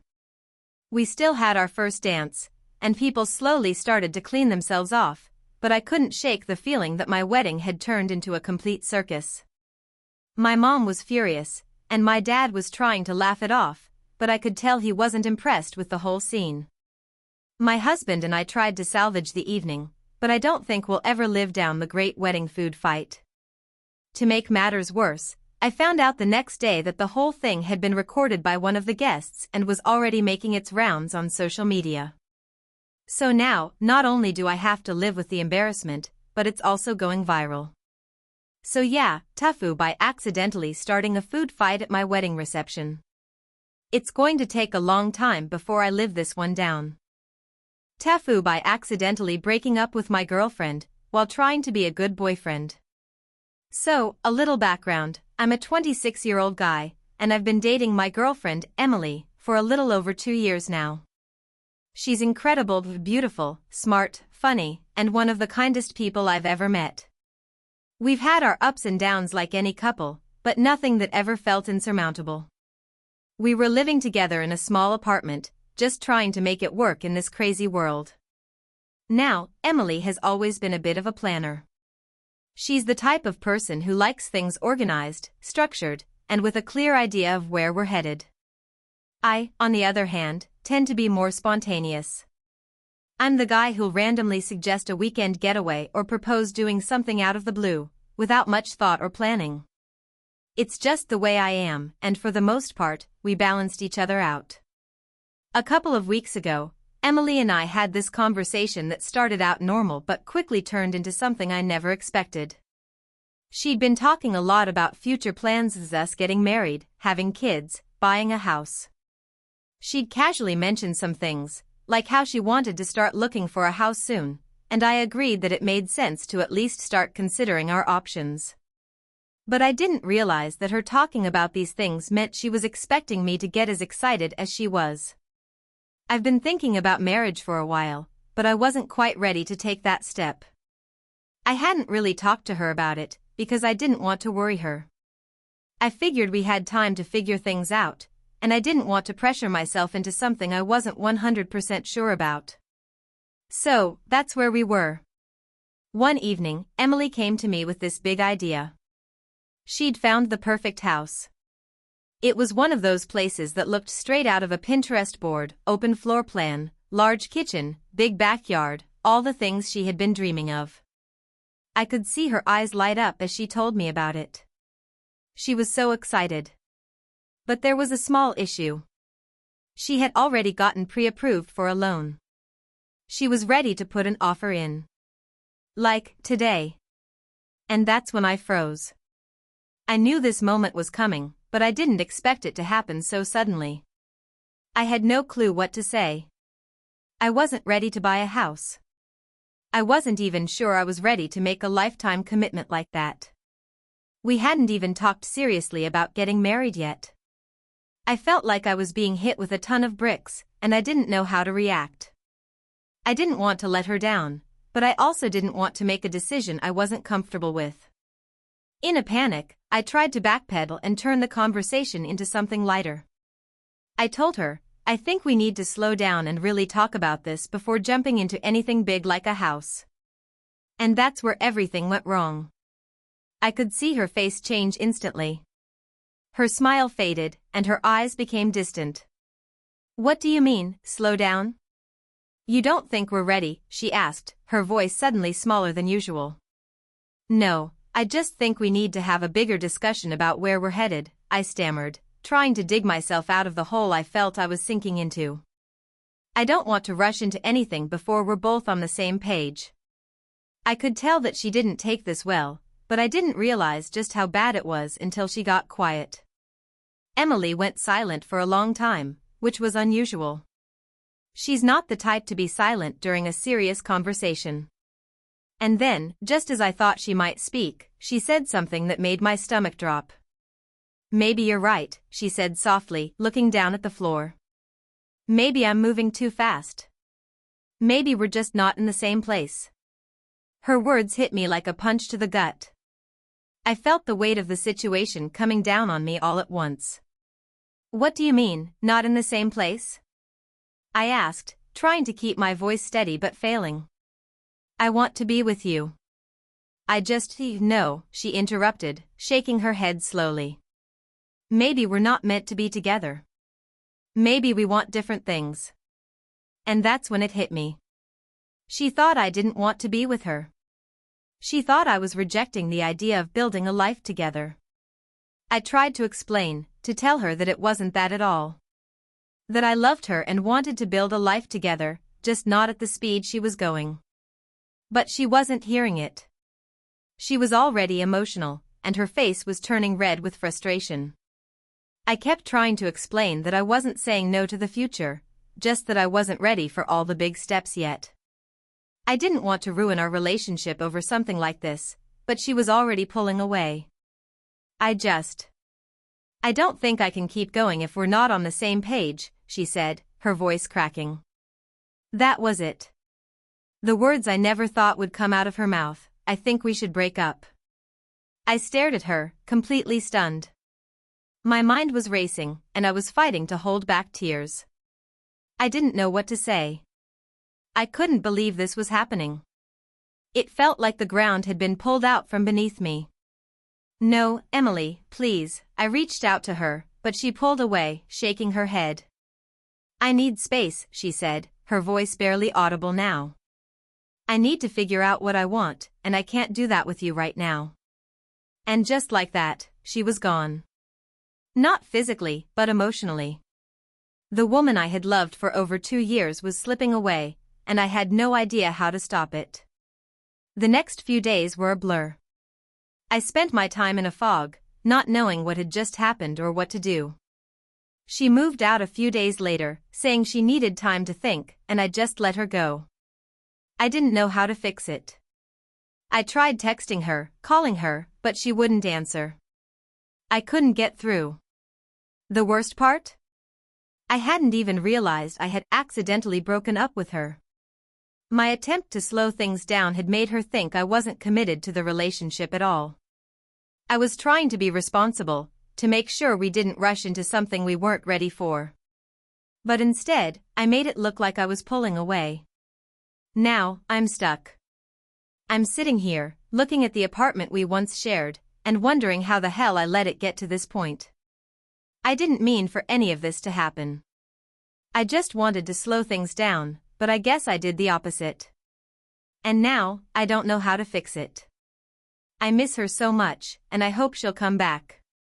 But deep down, I know I might have ruined everything. TLDR, tried to slow things down with my girlfriend because I wasn't ready for major life steps. She thought I was rejecting her, and now we're broken up. TIFU by accidentally sending a text that got me fired and my best friend dumped in one single moment. It all started on a regular Tuesday morning. I woke up, grabbed my phone, and, like most people my age, immediately checked my texts. One text stood out, though. It was from my best friend, Claire, who had been a bit distant for the past week. I figured she was just busy with work, but the message she sent that morning changed everything. She wrote, "I need to talk to you about something, it's really important. Can you meet me at the coffee shop around 2 p.m? I'll explain everything then." At first, I didn't think much of it. Claire and I had been friends for years, and our friendship had been solid. We had gone through ups and downs like any friendship, but this felt different. The urgency in her tone seemed strange. I responded quickly, "Sure, see you then." "What's going on?" She didn't respond immediately, which added to the anxiety building up in me. Was she upset? Was she having a personal crisis? My mind was racing. It wasn't like her to be cryptic like that. In the meantime, I had work to do. I work as a mid-level manager at a small tech startup, and while the job wasn't exactly my dream, it paid the bills and kept me busy.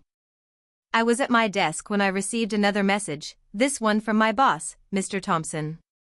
"Hey, I need to talk to you about something at 11 a.m. Can you come to my office?" Again, my heart skipped a beat. Why was everyone suddenly wanting to have serious conversations with me today? Was I getting fired?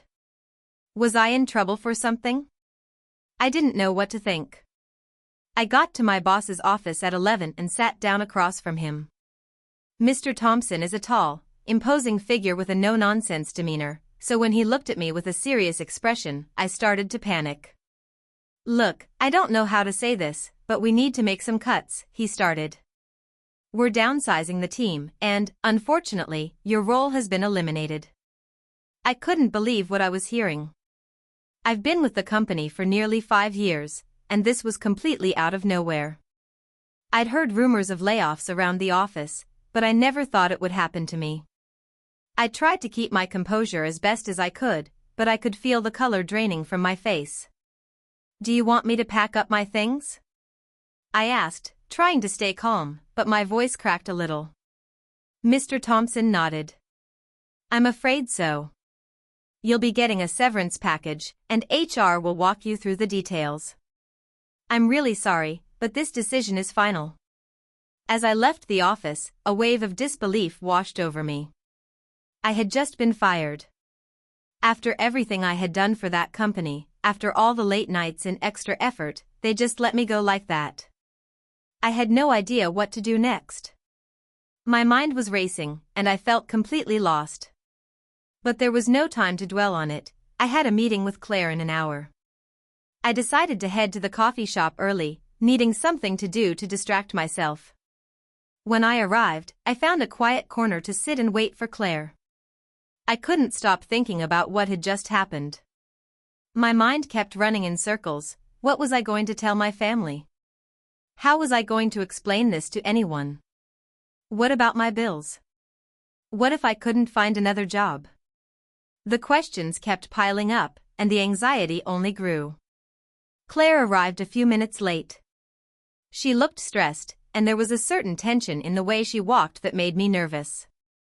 When she sat down, she didn't immediately speak. Instead, she stared at the table for a few seconds before finally looking up at me. "Okay," she said, taking a deep breath. "I have to tell you something, and I hope you'll understand." I wasn't prepared for what came next. She told me that she had been seeing someone for the past month. But not just anyone. It was someone I knew. It was someone who had been involved in my life for years, someone I'd always trusted. It was my boyfriend, Nate. She explained that it had started innocently enough. A couple of texts, a few late-night conversations, and before she knew it, they had crossed a line. She told me she never intended for it to happen, that she felt guilty the whole time, but it was too late to take it back. My heart sank. I was stunned, in complete shock. I had no words for her, no response that could even begin to capture how I was feeling. Betrayal, anger, sadness, all of it hit me at once. I didn't know what to do. I wanted to yell, to scream at her, but I couldn't find the strength. I was too tired. Too broken. "I'm so sorry," Claire said, her voice trembling. "I never wanted to hurt you. I don't even know how to make this right." But before I could respond, my phone buzzed. It was a text from Nate. "Hey, I just got off the phone with Claire. I think you need to know what's been going on." I stared at the text. I couldn't process it. Was this a joke? Was this some sort of sick prank? Was I dreaming? But no, this was real. It was happening. My best friend and my boyfriend had betrayed me, and now they were both reaching out to explain themselves, like that would make everything okay. In a moment of emotional overload, I did something incredibly stupid. I opened up my messages to both Claire and Nate and, without thinking, sent a single text to both of them. "Don't talk to me ever again. You both ruined everything. I never want to hear from you again. You are dead to me." I thought it would make me feel better, but it didn't. It felt like the most hollow thing I could have done. It didn't erase the pain. It didn't fix anything. But then, something even worse happened. I accidentally sent that text to my boss, Mr. Thompson. Somehow, in the chaos of my emotions and with my hands shaking, I had managed to send the message to my boss instead of to Nate and Claire. The timing couldn't have been worse. My phone buzzed again, this time with a notification from Mr. Thompson. "I'm sorry you're feeling this way, but I need to remind you of your professionalism. Please don't make any further decisions based on emotion. We'll be discussing this more tomorrow." I felt like the ground had opened up beneath me. Not only had I just ruined my relationships with my two closest friends, but I had also just made a huge mistake at work. I had lost my job and potentially ruined my career in one reckless moment. I stared at the screen, unable to process what had just happened. I was paralyzed by regret. How could I have been so careless? What was I going to do now?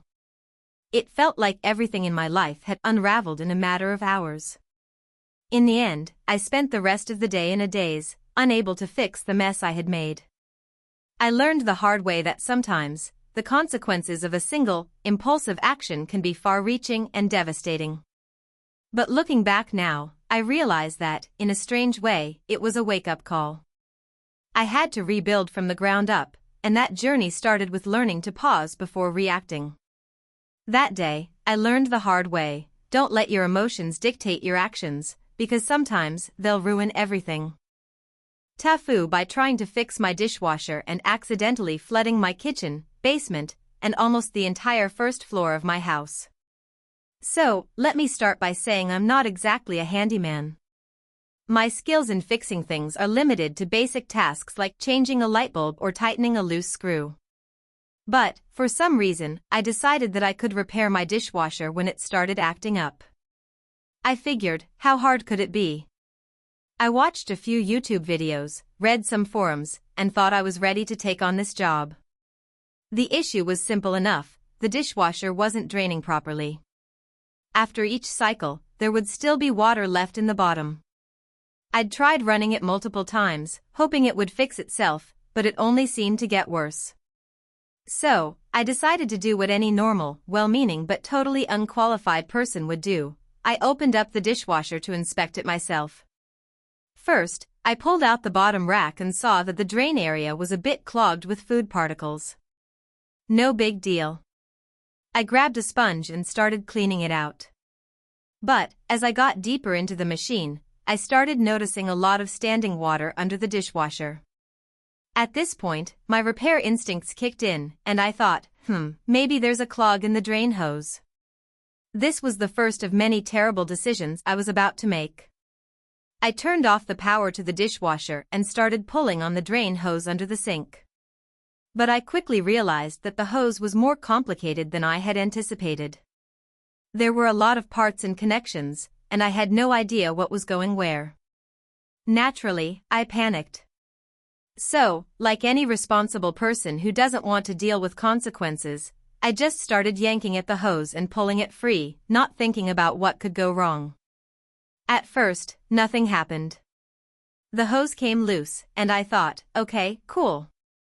Now I can just clear whatever's blocking it.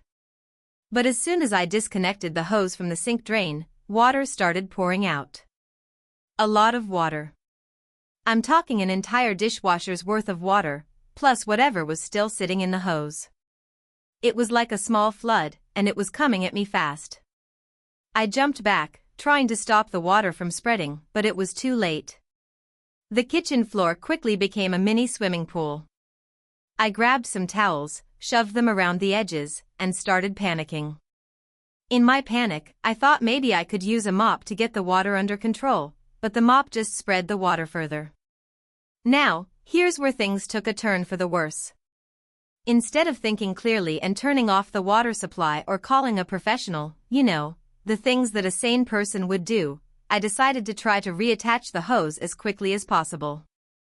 My hope was that I could fix everything and dry up the mess before anyone noticed. I crawled under the sink, trying to shove the hose back into place.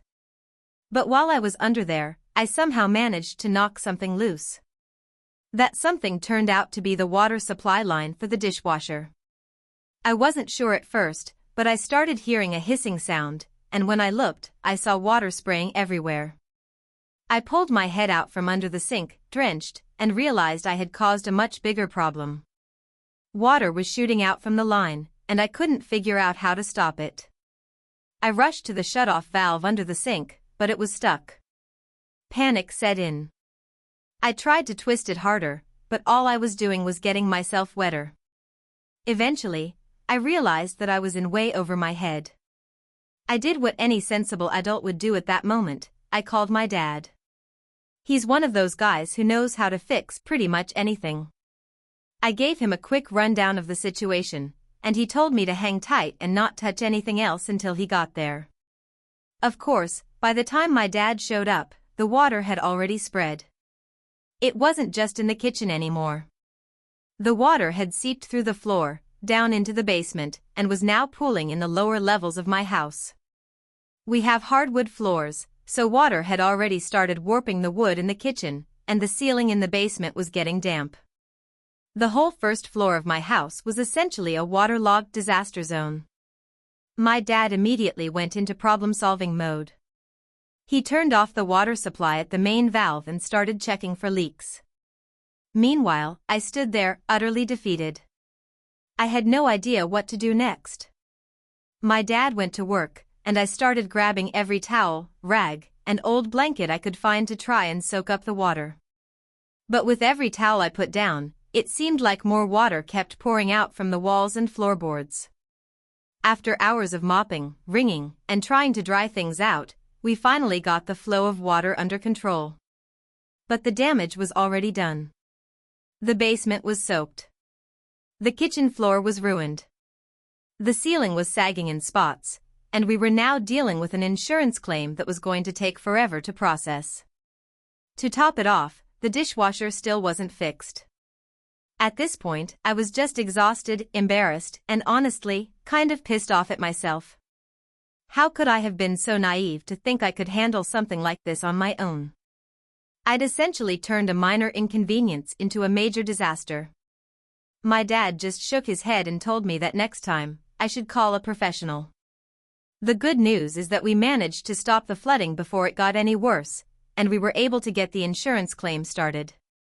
The bad news is that I'm now known as the guy who flooded his own house trying to fix a dishwasher. I'll never live that down. And to make matters worse, the repair guy who came in to fix the dishwasher after all this mess told me that the issue wasn't even the hose, it was just a clogged drain filter. So yeah, lesson learned. If a dishwasher isn't draining properly, maybe call someone who knows what they're doing instead of trying to fix it yourself. Trust me, the water damage alone will cost way more than the repair would have.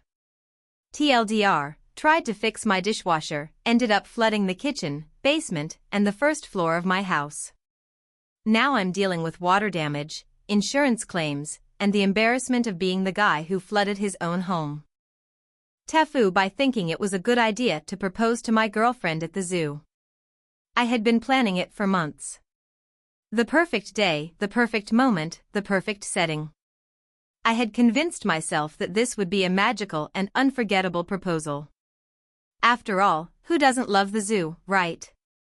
Cute animals, a fun atmosphere, and a crowd full of people who are mostly in a good mood. I thought the zoo would be the ideal spot to pop the question, and the more I thought about it, the more certain I was that it was a foolproof plan. It all started when I brought it up to her casually one evening. We were sitting on the couch, watching a documentary about wildlife conservation. As we watched a baby elephant trying to stand up for the first time, I turned to her and said, "Would you ever want to go to the zoo?" She looked at me and smiled, "Sure, I haven't been to the zoo in years. It would be fun." That's all I needed. Her subtle excitement over the idea was a sign. This was going to work. I had the date set, I had the ring hidden in a secret compartment of my jacket, and I had even chosen the exact moment I would propose. It was going to be perfect. We got to the zoo early to avoid the afternoon rush, and the weather was exactly what I had hoped for, sunny, but not too hot. We strolled through the park, enjoying the sights of the animals. Lions lazily lying in the sun, giraffes stretching their long necks to nibble at the tree leaves, and monkeys swinging from trees like they were auditioning for a circus. It felt idyllic, and I could feel the excitement bubbling up inside me. My heart was racing, but I told myself to stay calm. It was all going according to plan. We made our way to the section with the penguins. I had done some research, and I knew that penguins were her favorite animals. I figured it would be the perfect backdrop for the proposal. The penguins were swimming around in their little enclosure, diving in and out of the water with their characteristic waddle. There were only a few other people around, so it was relatively quiet. The atmosphere felt right. This was it. I pulled her aside and asked her to take a walk with me. She looked a little confused, but I told her I wanted to show her something special. We walked a few feet away from the penguin enclosure, where there was a small, scenic lookout. There, in the middle of the zoo, stood a lovely little bench under a tree. It was the perfect spot. I took a deep breath, turned to her, and got down on one knee. As I reached into my pocket to pull out the ring, I saw her face light up in surprise. I started my carefully prepared speech. I've been thinking about this moment for a long time, and I know that there is no one else in the world that I would rather spend the rest of my life with, but before I could finish, I heard something that completely shattered the moment. A loud, guttural roar echoed through the air. I froze, mid-sentence, as my heart nearly stopped. My fiancé, equally startled, gasped. The roar came again, even louder this time. It was as if the entire zoo had suddenly gone silent to witness whatever animal was about to make its entrance. She was still staring at me in shock, but I could see her eyes darting around, trying to figure out where the sound was coming from. I awkwardly stood up, pocketing the ring, trying to keep the smile plastered on my face. That's probably just the lions," I said weakly. "They get a little loud sometimes." She nodded, still a bit confused, but thankfully not yet suspicious of the mishap. We decided to keep walking, thinking we'd get away from whatever was making that noise. But as we walked, the roars only grew louder. We rounded the corner to find ourselves near the lion enclosure. The male lion was pacing furiously back and forth. The noise was coming from him. My fiancée looked back at me, and I could see the concern on her face. "Is this normal?" she asked. I shrugged, trying to keep calm, but my nerves were starting to fray. And then it happened. The lion, clearly agitated, jumped up onto the nearby platform, letting out a final, earth-shattering roar. He charged toward the fence, and in doing so, somehow managed to knock over one of the large metal poles that kept the visitors at a safe distance. It crashed to the ground with a terrifying clang, sending everyone in the vicinity into a full-blown panic. The next few moments felt like slow motion. People screamed, scattering in every direction. My fiancé and I were frozen in place, watching the chaos unfold before us. The zoo workers, who had been watching from a distance, sprang into action, quickly ushering people away and shouting into radios. I grabbed her hand, pulling her away from the fence as quickly as I could. We ran, not knowing exactly where to go, just trying to get as far away from the now clearly agitated lion as possible. We found refuge near the bathrooms, standing against the walls with other visitors who were just as scared and confused as we were. "What the hell just happened?" she asked, breathless. I was still trying to catch my breath when I saw the zoo employees ushering the lion back to its enclosure. I stood there, heart pounding, watching as the chaos slowly died down. And that's when I realized that my proposal, my carefully planned moment, had been completely ruined. There was no more romance. No perfect moment. I had just spent the last 10 minutes running for our lives from an angry lion, and now I was standing there, still holding the engagement ring in my hand. Eventually, the staff ensured that everything was back to normal, and we were free to leave the area. My fiancée was still shaken, but she didn't seem to connect the events with my original intention. It wasn't until much later, after we'd made our way to a quieter part of the zoo to calm down, that I finally fessed up. I sat her down, apologized for the disaster, and told her what I had been planning. She laughed. Honestly, I think the tension of the day finally broke, and she found it all hilarious. "I can't believe you tried to propose at the zoo," she said, still chuckling. "I mean, it would have been cute if not for the whole lion thing."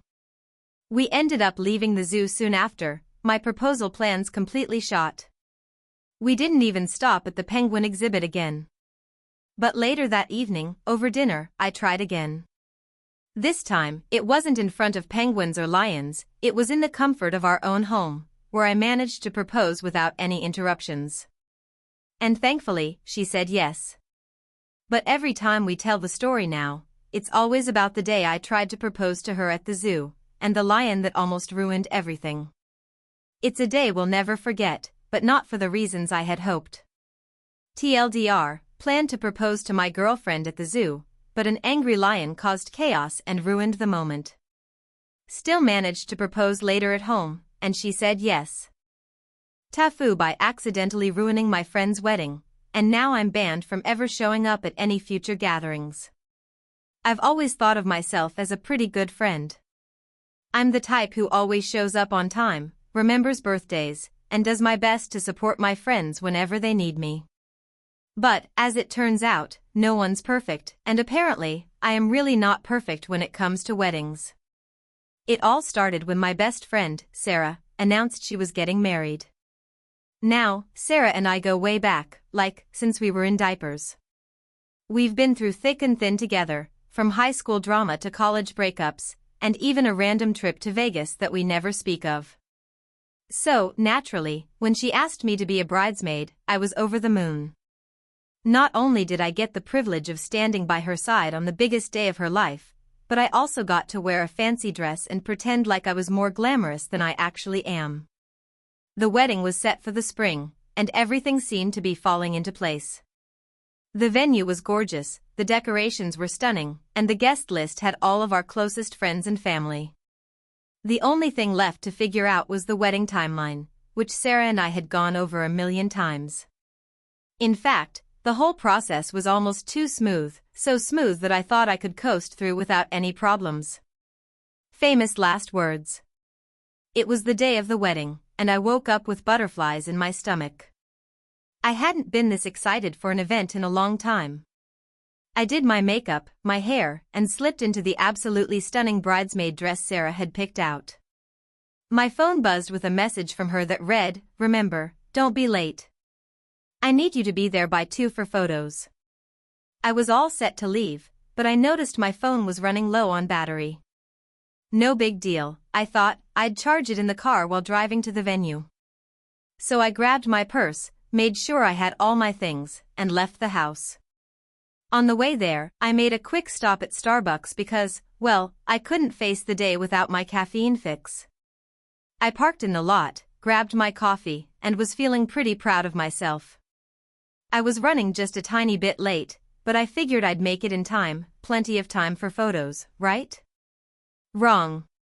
I pulled up to the venue about 20 minutes later than I had planned, and as I walked into the parking lot, I saw a large group of people standing outside the entrance. I looked around in a bit of a panic and immediately realized that something wasn't right. Everyone was dressed in formal attire, but they weren't moving inside, they were all just milling about, talking and whispering amongst themselves. My heart sank. I made my way over to a couple of people I recognized and asked, "Is everything okay?" One of them, an older cousin of Sarah's, looked at me with an odd expression. "You're here for the wedding, right?" she asked. "Yeah," I said, my voice trembling a little. "I'm the bridesmaid." "I'm just running late because of traffic and..." "You're late all right," she interrupted. "They've already started the ceremony. Sarah's waiting for you." I froze. "Wait, what?" "But I thought I had until 2 for photos." She shook her head. "They had to move everything up because of the weather. The ceremony started early, and they've been waiting for you." Sarah's pretty upset.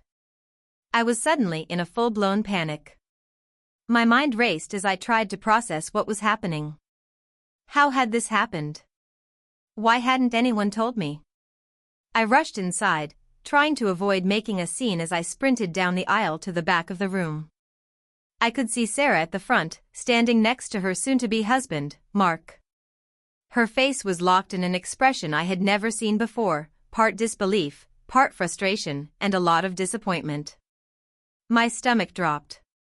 As I approached, Sarah's eyes met mine, and I could tell she was holding back tears. I mouthed an apology, but she just turned away, not even acknowledging me. The worst part? I could see her mother in the front row shaking her head. And then came the whispered comments from the guests. I knew the whispers were about me. I had ruined her wedding day, and I couldn't even make it up to her. I was escorted to my spot by another bridesmaid who gave me a stern look. She was clearly pissed. The rest of the ceremony felt like a blur. I was there, but I wasn't really there. The guilt weighed on me so heavily that I could barely focus on what was happening around me. I wanted to crawl into a hole and disappear. After the ceremony, things didn't get any better. Sarah barely spoke to me during the reception, and when I tried to apologize, she just told me, "I don't want to hear it right now." I tried to be respectful, but it was clear that the damage had been done. Every time I caught a glance from someone in the crowd, I saw judgment in their eyes. Things reached a breaking point when I tried to give Sarah a heartfelt speech during the toasts.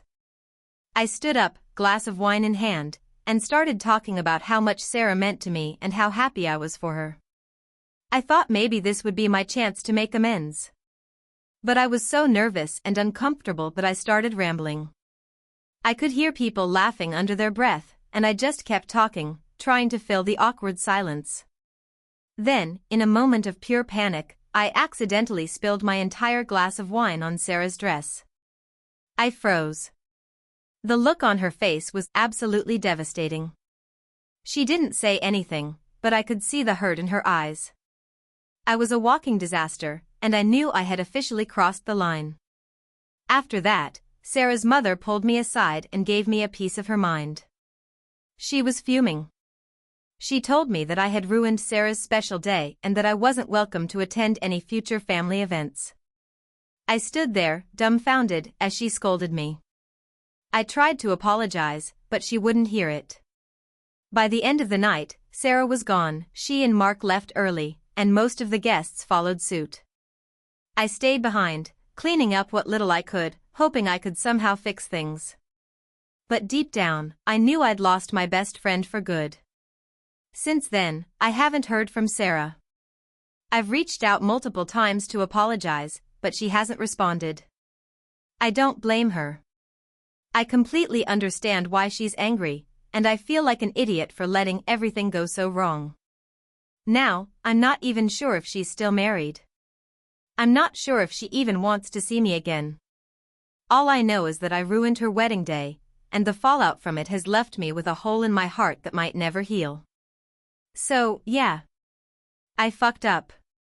Big time. Thank you for watching until the end.